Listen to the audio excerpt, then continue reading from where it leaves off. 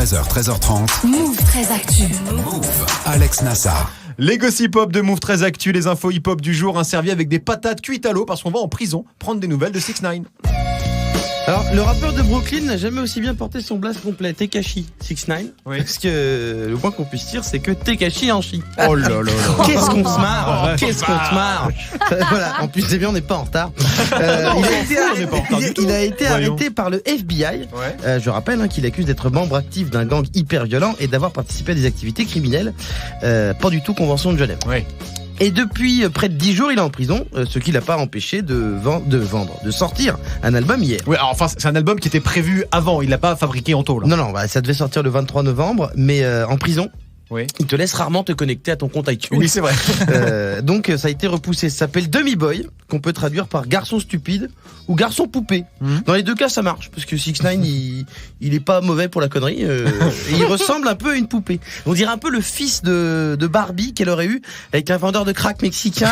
Tu sais, quand elle s'est fait larguer par Ken, elle a perdu sa bagnole, son avion, et descente aux enfers, porte de la chapelle, une merde. Voilà. D'accord, mais sinon il est bien l'album. C'est un album de 6ix9ine, 13 titres, il crie un peu, voilà, puis il y a des featuring avec Kanye West, Nicki Minaj, Tory Lanez, bref, ça devait être son blockbuster, mais c'est un peu remis en cause parce que on sait qu'il va rester au moins 1 an en 11 là.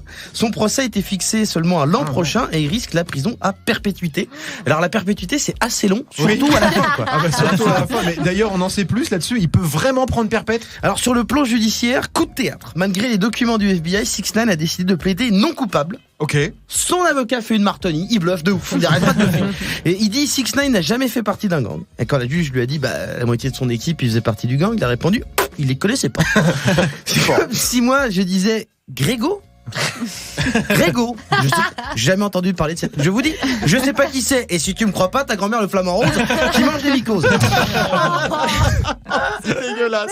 Mais alors comment l'avocat explique que le FBI enquête sur lui alors? C'est une confusion.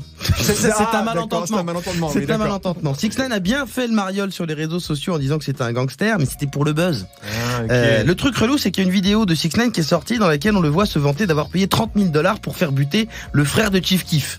Ok. Toujours un peu emmerdant. Alors, autre truc un peu troublant, c'est qu'il a été présent quand même dans 3 fusillades du gang, et ce même gang a essayé de le faire buter, tout ça cette année. Si c'est une coïncidence, il a vraiment pas de bol. Ah non, il a pas de cul du tout, lui. Donc il est pas impossible qu'il passe un peu de temps en tôle, sauf si il poucave tout le monde. D'accord. Mais s'il fait ça et qu'il finit en liberté, il va falloir qu'il se planque. Hein. Ah bah là oui. Parce que quand on a la gueule de 6ix9ine, on peut pas se déguiser. Bah non. Il a déjà l'air d'un déguisement. Donc ça ne marche pas. Merci beaucoup, Guéran. Tu es connecté sur Move.